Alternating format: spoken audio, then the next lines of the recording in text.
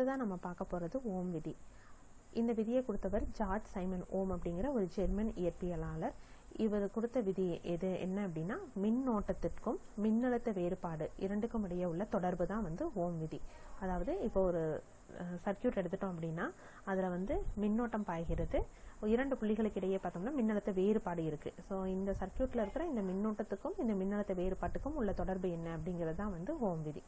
இந்த விதிப்படி ஒரு மாறா வெப்பநிலையில கடத்தி ஒன்றின் வழியாக பாயும் சீரான மின்னோட்டம் அந்த இரு கடத்தியின் முனைகளுக்கு இடையே உள்ள மின்னழுத்த வேறுபாட்டிற்கு நேர் தகவல் இருக்கும் அப்படிங்கிறது தான் அவர் கொடுத்த ஓம் விதி. அதாவது I is always directly proportional to V.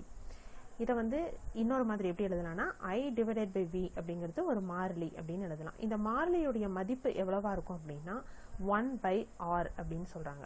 இந்த மாறிலியுடைய மதிப்பு 1/R.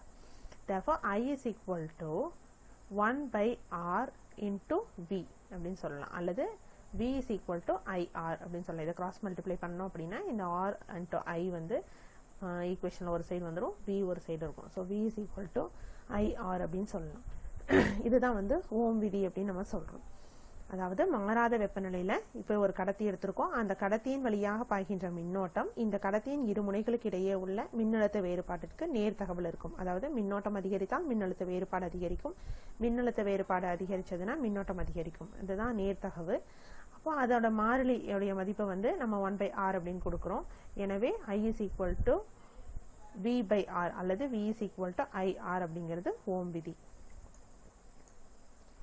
இதுல அந்த R அப்படிங்கிறது என்ன அப்படின்னா, அந்த 1/R மாறிலின்னு கொடுத்தோம் இல்லையா, அதுல R அப்படிங்கிறது என்னன்னா மின் தடை.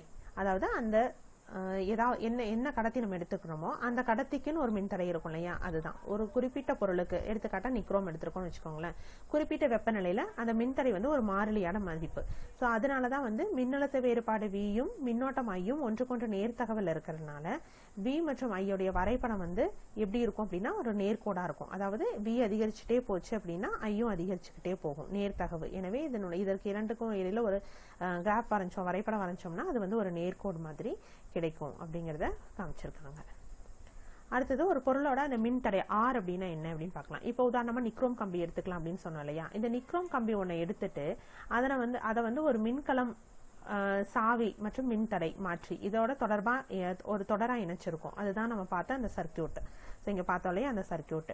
ஏன்னா ஒரு நிக்ரோம் கம்பி எடுத்துக்கிட்டு அதை ஒரு பேட்டரி, ஒரு கீ, அப்புறம் ஒரு அம்மீட்டர், அது வழியா பாய்கின்ற மின்னோட்டத்தை அளந்தறிவதற்கான கருவி அம்மீட்டர், அது கூட ஒரு மின்தடை மாற்றி, இது ஒரு தொடரா நம்ம இணைச்சிருக்கோம்.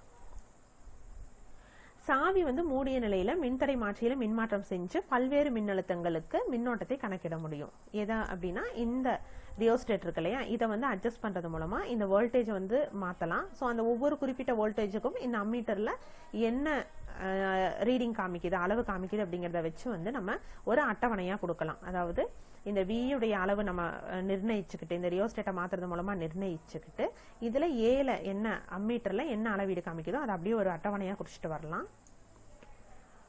மின்னோட்ட இதுல V/Iயோட மதிப்பை நம்ம கண்டுபிடிக்க முடியும். அப்படி கண்டுபிடிச்சிட்டே வந்தோம்னா அது மாறிலியா இருக்கிறத நம்ம பார்க்க முடியும். இதே சோதனையை நிக்ரோமுக்கு பதிலாக தாமிர கம்பியை பயன்படுத்தி செஞ்சோம்னாலும் V/Iயோட மதிப்பு மாறிலியா தான் இருக்கும்.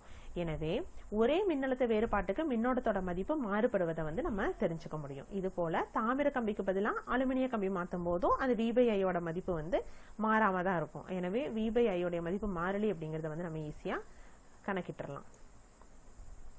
ஒரே மின்னழுத்தத்துக்கு வெவ்வேறு பொருளுக்கு வெவ்வேறு மின்னோட்ட மதிப்பு கிடைச்சிருந்தா கூட வெவ்வேறு பொருளுக்கு மின்தடையோட மதிப்பு வெவ்வேறாக இருக்கும் அப்படிங்கறத நம்ம கண்டுபிடிச்சிட முடியும். அதாவது அந்த R மதிப்பு ஒரு குறிப்பிட்ட கடத்திக்கு ஒரு குறிப்பிட்ட வெப்பநிலையில மாறிலியா இருக்கும். ஒரு பொருளோட வழியா மின்னோட்டங்கள் பாய்ந்து செல்வதை அல்லது மின்னோட்டம் பாய்வதை எதிர்க்கும் அந்த பண்பை தான் அந்த பொருளோட மின்தடை அப்படின்னு நம்ம சொல்றோம். அப்ப அந்த மின்தடை நம்ம என்ன எழுதலாம் அப்படின்னா V/I அப்படின்னு எழுதலாம். சோ கடத்தி ஒன்றின் முனைகளுக்கு இடைப்பட்ட மின்னழுத்த வேறுபாட்டிற்கும் அதில் வழியே செல்லும் மின்னோட்டத்துக்கும் இடையே உள்ள தகவு மின்தடை அப்படின்னு சொல்லலாம். கடத்தி ஒன்றின் முனைகளுக்கு இடைப்பட்ட மின்னழுத்த வேறுபாட்டிற்கும் அதன் வழியே பாயும் மின்னோட்டத்திற்கும் இடையே உள்ள தகவு மின்தடை அப்படின்னு வரையறுக்கலாம்.